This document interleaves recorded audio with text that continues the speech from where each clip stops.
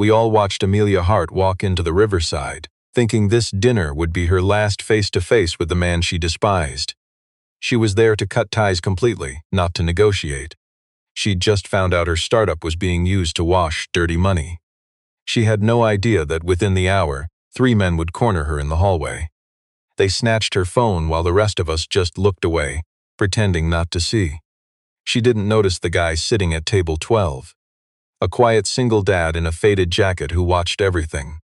He observed the whole drama without uttering a word.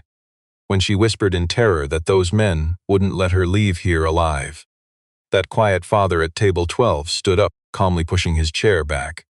And instantly a freezing silence fell over every single one of us.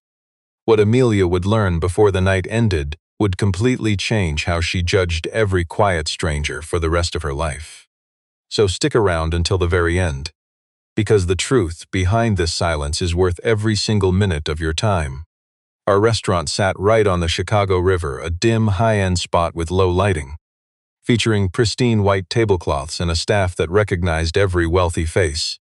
Gentle piano music drifted through the air near the bar. Outside the massive windows, the dark river caught the shimmering city lights in long streaks. It was the kind of view meant to make everyone forget, even for an hour, the heavy baggage they brought inside. Amelia picked our crowded dining room because it felt safe. She believed a room full of witnesses would keep Jackson Cross in line. Jackson was the cold-hearted investor who had once pulled her company back from total bankruptcy. He had a smooth voice and a chilling smile, and we knew she'd trusted him for 2 years. But that trust had completely shattered weeks ago when her internal auditor flagged a series of suspicious transfers moving through corporate accounts she didn't even recognize. She had spent 3 sleepless nights confirming exactly what she already dreaded: that Jackson was using her clean company as a shield to hide dirty cash that shouldn't exist. She hadn't come to sign any deals that night. She was there to tell him they were finished, and to walk away clean before his toxic greed destroyed the legacy her father had built. Meanwhile, over at table 12, Mason Reed sat alone, barely touching his glass of water or food. He wore such ordinary clothes that the snobbish staff almost shoved him by the kitchen instead of the main room. We didn't know his little girl was home with a sitter, and this brief escape was the only real luxury he allowed himself in his busy life. Just a peaceful dinner in a corner where nobody knew his name or demanded a thing. He wasn't there to cut deals. The man just wanted a quiet meal after a grueling day. The kind of normal night where he could just fade away without anyone asking about his past. But Mason had spent years training himself to scan a room before he ever looked at a menu. And the tense way Amelia walked inside immediately told him she was in trouble. Carrying far more stress than her rigid posture showed. He instantly spotted the faint tremor in her hand as she gripped the leather folder tightly. He registered the way she searched for exits, before even looking at the table where Jackson waited. It was none of his business, he told himself, and he quietly went back to his glass. I watched Jackson walk in with 3 men trailing him like shadows in expensive suits. Their names were Carter Blake, Hunter Moore, and Connor Hayes. Things started out politely enough. It was that fake warmth guys like Jackson always use before making a demand. Within minutes the mood shifted, tense like a breath held just before it snaps. Jackson slid a new contract over, demanding that Amelia sign it, threatening that if she refused, every single financial document her company owned would leak before sunrise. Amelia did not blink. She told him she had already sent those files to her lawyer, stripping his threats of any real power before he even made them. Jackson kept smiling, but I saw his eyes shift. He gave his 3 men a signal so incredibly subtle that almost anyone else in the room would have missed it. I did not miss it. Amelia stood up, gathered her files, and prepared to walk straight out the front door, planning to never look back. Carter blocked her path before she even reached the hallway. He angled his shoulder just enough to stop her, without drawing any unwanted attention. Hunter closed in from behind, cutting off her only escape. Connor stepped in and snatched her phone, straight out of her hand before she could even realize what he was doing. None of it was loud. No one raised a voice, because these men knew that quiet intimidation is always more effective than making a scene. Carter leaned in and warned her that if she screamed, tomorrow's news would claim she had too much to drink and ruined the party, and not a single witness would ever correct the lie. Amelia looked over his shoulder pleadingly at the other guests. I watched everyone look away one by one, pretending they didn't see the quiet threat unfolding right in front of them. The cold indifference of the crowd felt far more dangerous than the thugs trapping her. A waiter started to walk over, but Jackson glared him down, stopping him cold. He suddenly decided to fold napkins instead. I stood up from my chair, holding back for a moment. My years of training had taught me that acting without a plan only gets people hurt. I measured the distance to the hallway, located the camera by the coat check, and mapped out both exits.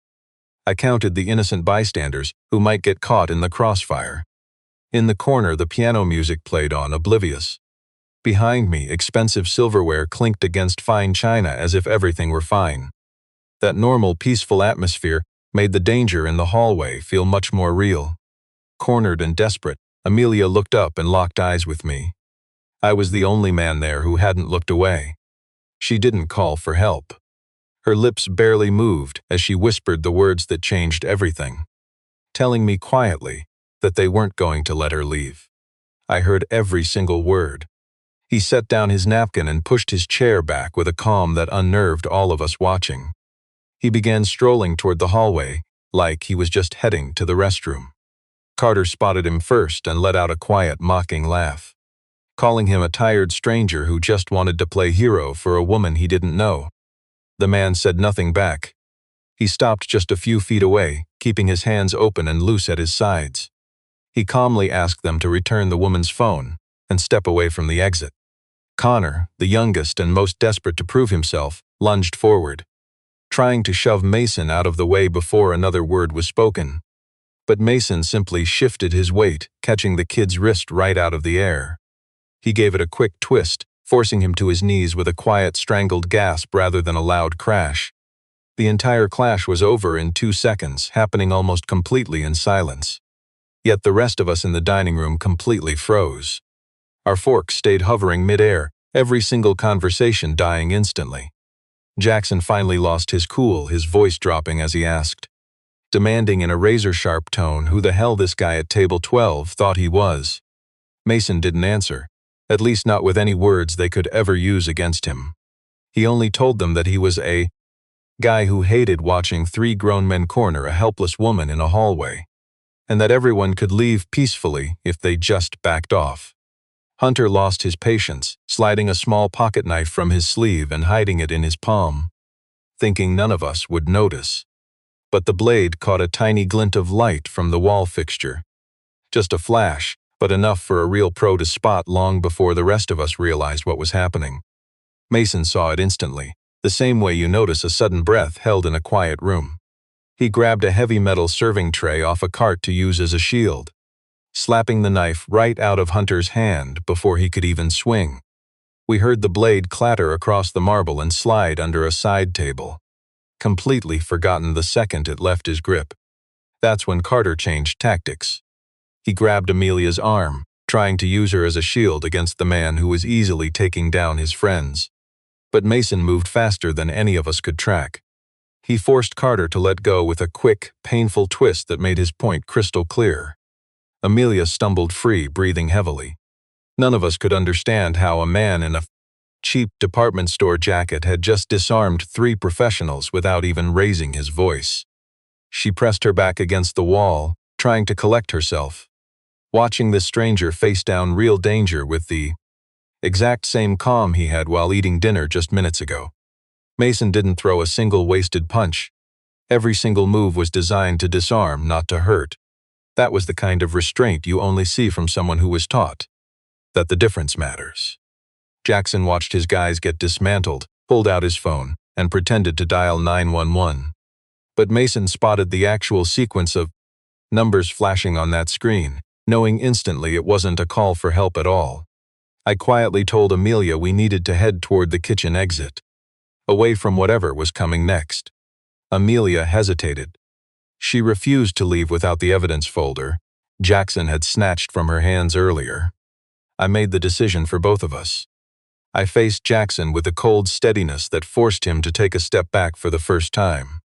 A restaurant manager finally built up the courage to approach, but Jackson immediately twisted the story. He pointed at me, claiming I was the one causing a scene, a dangerous stranger threatening his guests. For the first time since this nightmare started, Amelia spoke up, her voice ringing across the silent room. She told the manager exactly what she saw and who really started it. Outside, the wail of sirens cut through the night, getting closer with every passing second. And for a brief second I saw relief cross Amelia's face. My expression did not soften at all. Something about the rhythm of those sirens, their timing, arriving right after Jackson's quick phone call, told me this was far from over. Two uniformed figures stepped through the main entrance. Their badges caught the light just enough to pass, looking official to anyone who was not trained to spot a fake. But their movements were too stiff, too rehearsed. It was the walk of men who practiced looking like cops, instead of earning the badge through real service. I was trained to look closer, and what I noticed in their posture, their gait, and the slight mismatch in their badge numbers told me immediately that these were not real police officers. I silently pulled Amelia back toward the kitchen, keeping my voice low and steady so we would not cause a panic. Jackson, sensing victory was finally within reach, ordered the two fakes to grab me and take the folder from Amelia's arms. Amelia finally saw the terrifying scope of what we were up against. She realized Jackson had planned out every single detail of this trap long before she ever walked through those front doors. I used the tight, cramped kitchen layout to my advantage, using narrow aisles and steel countertops to take down the fake cops one by one without giving them room to fight. Steam from a boiling pot on the stove quickly filled the room, and the loud clatter of metal pans added to the confusion, working entirely in my favor. But while I fought in the kitchen, Hunter slipped up behind Amelia and swiped the flash drive of evidence straight out of her bag. I watched despair wash over her as she realized every single piece of proof she painstakingly gathered now belonged to the rival she wanted to expose. I desperately asked if she had a backup, but she admitted there was nothing. She had not trusted anything inside her own corporate servers enough to leave a digital trail. Then, I spotted Hunter sprinting toward the parking lot through an open exit door. Every instinct told me to chase, but I couldn't leave Amelia unprotected in that chaos. I told her firmly to stay near the cameras and the crowd while I handled what came next. And for the first time that night, she didn't argue with me. Jackson used our brief separation to lean toward Amelia, reminding her that I was just a stranger. A stranger who owed her nothing, who would vanish the moment things got too dangerous. I could see a quiet, unwelcome question forming in her eyes, one she couldn't silence. Why would I risk my life for someone I'd never even met before tonight? I reached the parking lot just in time to see a dark sedan tear out with Hunter inside. That small drive, holding everything Amelia needed, disappearing into the dark. I didn't chase the car on foot like a man acting purely on raw instinct. Instead, I memorized the plate, the make, and the direction it turned, along with a faint crack on the rear windshield to help me identify it later. Amelia caught up, looking startled again by how calm and methodical I remained even now. As though panic simply wasn't a language I spoke fluently, I led her away from the restaurant through a quiet employee corridor, carefully avoiding Jackson's remaining men, still searching the main floor. Once we reached a quiet alley 2 blocks away, Amelia finally allowed herself to ask the question that had been building since the moment I first stood up from table 12. She wanted to know exactly what kind of man I used to be. I gave her only the smallest fragment of truth. I told her I once worked in a field built around keeping people safe from situations exactly like the one she survived. The kind of work that didn't come with a name I was willing to share with a stranger I'd known for under an hour. Amelia didn't believe my vague answer for a single second, though she also couldn't deny that this same vague stranger had just saved her life without any hesitation. I pulled out my phone and called an old contact, Joseph Grant, a former colleague of mine who now worked as a private investigator in a small downtown office. The moment I read off the plate number, Joseph's tone immediately shifted from casual to serious. He recognized the vehicle as part of a corporate extortion ring he'd been quietly tracking for months. I asked him to keep this entire conversation completely off the record, unwilling to let my name surface anywhere near official channels. Amelia, watching me speak in that careful, guarded way, realized I was a man actively running from something in my own past. She offered to pay me for everything I'd done that night, but I refused without a second thought, telling her plainly that money wouldn't solve the kind of problem Jackson represented. I insisted on getting her somewhere safe before anything else, reminding her that surviving the night mattered more than any transaction between us. As we reached the edge of the alley, Amelia's phone buzzed with a message from an unknown number, the kind of message designed to chase away any comfort the last hour had offered us. The message was simple: if she survived until morning, her company would not survive the week. Amelia stared at the screen for a long moment before putting her phone away. Her clenched jaw told me she had absolutely no intention of running from this fight, no matter how dangerous things had already become. By morning, every major business outlet was running some version of the same story. They painted Amelia as a reckless executive caught red-handed, embezzling company funds and assaulting a business partner inside a public restaurant. TV anchors repeated the same talking points with practiced concern. It was the kind of coverage that sounded sympathetic on the surface, while quietly ruining a reputation built over a decade in just a few sentences. A heavily edited video circulated, showing me striking one of Jackson's men while Amelia stood by. They framed it to make her look like a willing accomplice instead of a victim. Her board of directors quickly convened. An emergency call before sunrise demanding she step down temporarily, until this fake scandal could be investigated and contained. Jackson, predictably, appeared in the next news cycle, offering to personally take over her role, presenting himself as the steady hand needed to stabilize a company in chaos. Amelia understood immediately what this really was. This wasn't a scandal, it was an engineered takeover dressed up as crisis management. I advised her against appearing in public until we had gathered enough hard evidence to counter the narrative Jackson spent all night constructing. Amelia, never one to take orders quietly, pushed back hard, reminding me she built her career on being the one giving directions, not the one who followed them. I didn't soften my warning, telling her bluntly that she was now fighting a battle on 3 fronts at once: against the legal system, against the press, and against men willing to use real violence to win. The truth of my words settled over her slowly, and she finally admitted what she'd been avoiding all morning: that surviving this would require more than expensive lawyers. She needed someone who truly understood exactly how a man like Jackson operated from the inside. I brought her to Joseph's small, cluttered office above a downtown dry cleaner. It was the kind of unremarkable space that suited a man who preferred staying invisible. Stacks of folders covered nearly every surface, and a single fan rattled in the corner, doing little against the late summer heat trapped inside the room. Joseph laid out a folder of his own, revealing that Jackson used identical tactics to destroy 2 smaller companies years earlier, driving both into bankruptcy through manufactured scandals and quiet intimidation. He explained that in both cases, the targeted owners were framed as criminals within days, their reputations destroyed long before any court had the chance to clear their names. The difference this time, Joseph explained, was the massive prize at stake. Since Amelia's company controlled a financial data platform worth far more than those other targets combined. By the time our meeting wrapped up, Joseph had already traced something far more valuable than a motive. He had pinpointed the exact location of the stolen drive tucked inside a downtown hotel where Jackson was meeting a buyer that very evening. The 4 of us spent the rest of the afternoon drawing up a quiet plan to grab the drive without triggering the kind of attention that would give Jackson the chaos he was begging for. Amelia wanted to march straight into that lobby and confront him right then, but Mason warned her that doing so would only feed Jackson's unstable and chaotic breakdown he was hoping to provoke.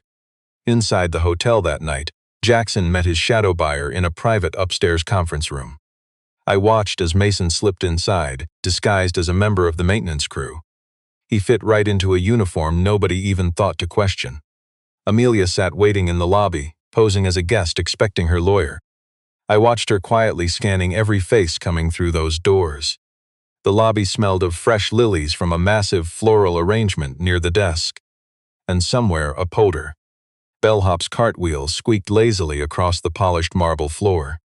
Ordinary sounds that felt totally out of place, considering what we knew was unfolding upstairs. It was right there, scanning the room, that she caught one of her own board members heading straight for the elevators. A man who had sat at her family's dinner table countless times before. The sight almost shattered her composure completely. That sudden betrayal stung far worse than anything Jackson had pulled so far. Upstairs, Mason realized the drive was no longer in Hunter's hands, but was locked inside a small, heavy travel safe instead. Just as Mason moved in to snatch the safe, Carter turned the service hallway corner and recognized him instantly from the night before. A quick, violent struggle flared up in that tight back corridor. It ended with Carter down, but cost Mason precious seconds he just didn't have. By the time Mason recovered, Jackson was already slipping toward the exit with the safe under his arm. He vanished through a side door before Mason could even get close. Instead, Amelia blocked his path near the entrance. She held her ground, demanding to know exactly who inside her own company had sold her out. Jackson just smiled. He told her with maddening calm that the one who betrays you is always the person you trusted most. Then he slipped into a waiting sedan. Amelia turned back toward the reception desk, where a misplaced paper left behind in the chaos caught her eye. There, written across the bottom of an old asset transfer agreement, was her own mother's signature, Elizabeth Hart, linked to a deal she never knew existed. That discovery hit her far harder than any blow Jackson had landed all night. A deep betrayal signed by her own mother, not some stranger. Amelia drove straight to her family home, storming through the front door and demanding answers before even taking off her coat. At first, Elizabeth tried to brush it off, telling her daughter that she simply didn't understand the sacrifices. She had to keep the family business alive after losing everything else. I watched Amelia's anger flare. She looked certain that her own mother had quietly sold out her father's legacy without a single word. I stood near the doorway, careful not to get involved in a family wound that wasn't mine to touch. But I noticed something in Elizabeth's posture. It looked far more like fear than deceit. After several tense minutes, Elizabeth finally broke. She admitted Jackson had threatened to expose a hidden debt they carried right after Amelia's father died. Her voice shook as she described those months. The late-night calls that never stopped. The fear of watching everything her husband built crumble to absolute nothing while her daughter was still grieving and far too young to bear that heavy weight alongside her. She signed that contract believing it was the only way to shield her daughter from losing everything at once. This revelation left Amelia standing there in stunned silence. She realized Jackson had been quietly manipulating her family, long before she ever sat across from him at that riverside table. I offered her almost nothing about my own history that night. Just a single quiet admission that I too had once lost faith in someone I trusted completely, after a decision that wasn't mine to make went catastrophically wrong. Something shifted in the way Amelia looked at me after that. I was no longer just the stranger who had saved her life, but as someone who knew exactly what betrayal felt like from the inside. For a moment, standing in her mother's living room amidst the wreckage of the last 2 days, neither of us needed to say anything else at all. The silence between us carried more honesty than we had managed all evening. An hour later, Joseph called us with some urgent news. He reported that the safe was being moved to a private airfield tonight, ready to leave the city before dawn. Amelia made her decision right there in her mother's living room. She refused to keep running from a fight that had cost her family too much. She would get that evidence back herself, and she would take back the company bearing her father's name, no matter what it required of her. The private airfield sat on a dark, quiet edge of the city. A few empty hangars and a runway lit by sodium lamps turning the night an eerie amber. The air smelled heavily of jet fuel and rain that hadn't fallen yet. Somewhere past the fence, a dog barked twice and then went silent. It was the kind of detail I noted automatically, without even meaning to. I laid out a clear plan before we left the car, insisting Amelia stay far away from danger. Her only job was to locate the safe and call her lawyer the moment we had real proof secured. Amelia, fighting every instinct she had built her career on, agreed to trust my expertise this time instead of pushing past it. I slipped into the cargo building through an old maintenance corridor, bypassing the hired guards and the cameras watching the main entrance. Inside, I discovered Jackson's plan ran much deeper than just selling stolen data, because that second folder proved he wanted to frame Amelia by planting fake evidence in her accounts.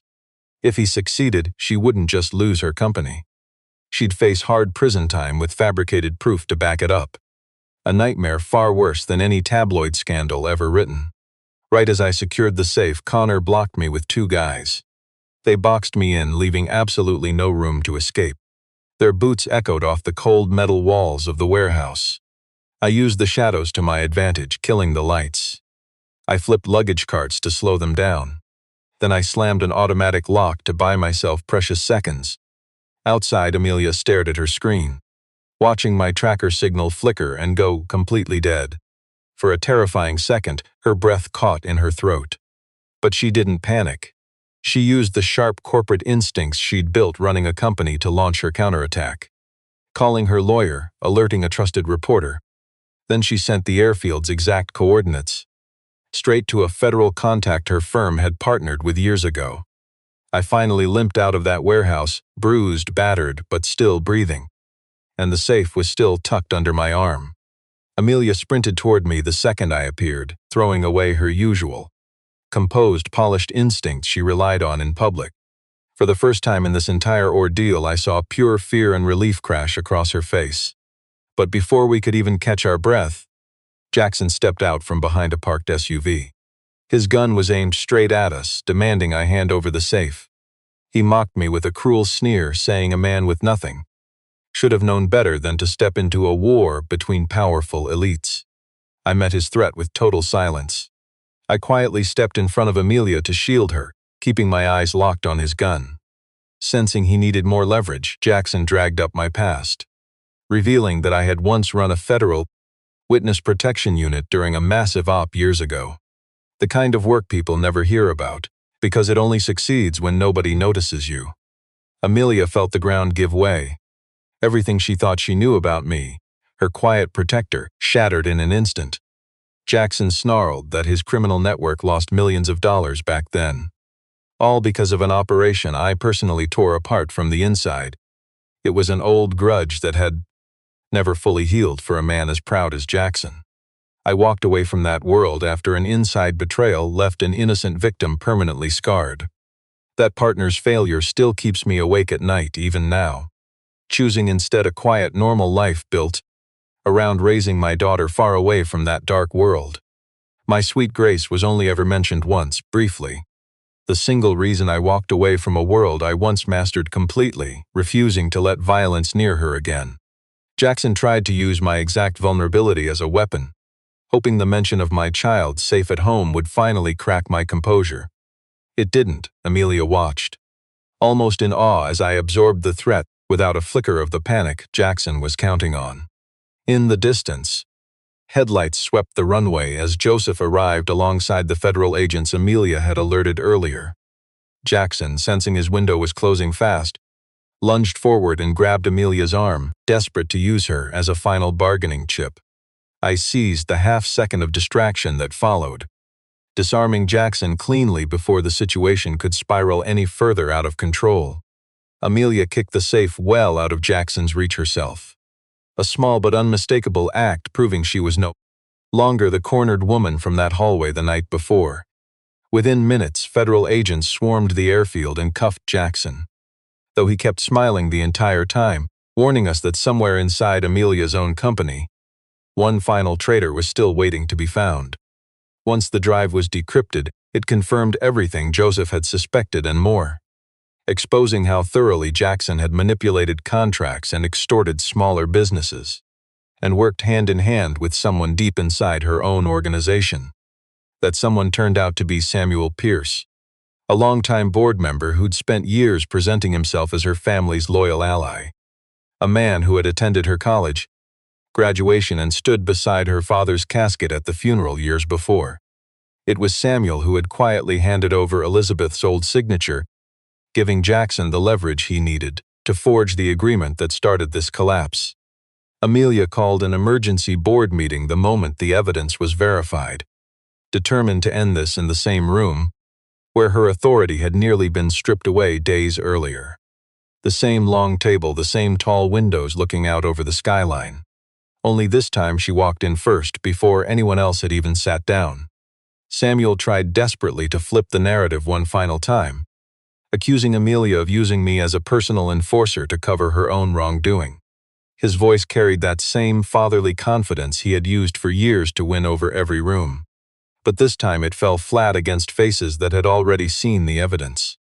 I didn't bother arguing the point at all, simply laying out an unbroken chain of evidence instead. Restaurant footage, airfield records, and financial transfer logs, and a long trail of communication linking Samuel directly to Jackson. I spoke evenly, without any theatrics, letting the documents speak louder than any accusation. And one by one the faces around that table shifted from doubt to certainty. Samuel's hands trembled slightly as he reached for a glass of water. The first crack in a composure he had spent decades perfecting in rooms just like this. Amelia rose from her seat with a steadiness that hadn't existed in her voice just a week earlier. She announced Samuel's immediate removal and handed every file over to the authorities. The whole room fell into a heavy silence as I watched the remaining members realize exactly how completely Amelia had reclaimed control. I saw Elizabeth sitting quietly near the back of the room, before she stood up and apologized to her daughter in front of everyone, finally letting go of a dark secret she had carried alone for years. Amelia did not offer immediate forgiveness, the pain still too fresh to heal so easily. But I saw her reach out and take her mother's hand anyway. It was a tiny gesture suggesting the deep damage might eventually heal. I slipped quietly out of the boardroom while the others were still processing what had just happened, believing my part in all of this had finally reached its natural end. I had done this before, walking away the second the danger passed, slipping out of strangers' lives just as quietly as I had entered them. And it had always felt like the right thing to do, until tonight. Amelia noticed me leaving and followed, catching up to me in the long, empty hallway outside. Her heels echoed sharply against the cold marble, sounding louder to me than anything said in that boardroom. She asked me directly why I always seemed to disappear the moment the danger passed, and they no longer needed saving. I didn't answer right away. The question hit a nerve, landing deeper than I usually let anyone reach. My jaw tightened slightly as I searched for an honest answer I hadn't allowed myself to consider in a very long time. Before I could find the right words, Amelia offered me a job overseeing strategic security for her entire company, but I gently turned it down. I was unwilling to drag the danger I had spent years escaping back into the quiet life I built for my daughter. Several weeks went by before the company's reputation slowly began climbing back to where it had once stood. This was helped by federal charges finally moving forward against both Jackson and Samuel.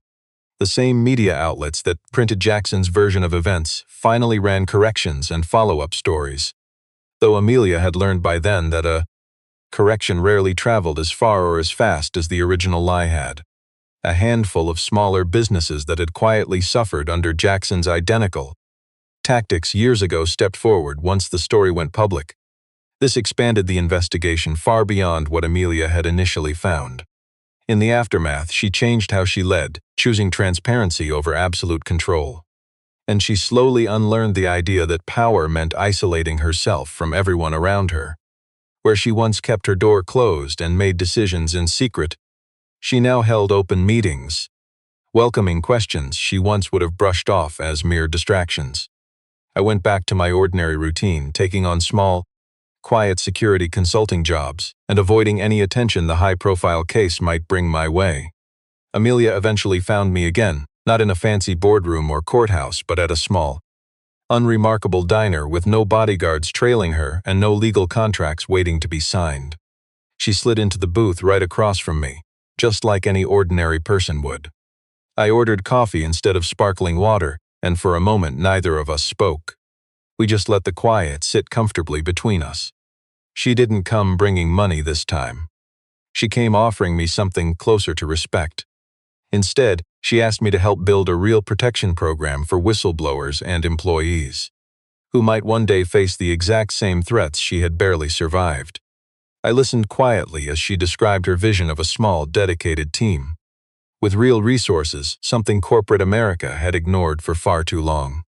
I understood almost immediately that this wasn't an invitation back into a violent world, but a genuine second chance. To use everything my past had cost me to protect people who deserved better. I agreed on just one condition: that the program must also protect the smaller businesses Jackson destroyed long before Amelia ever became his target. Amelia accepted without a second thought.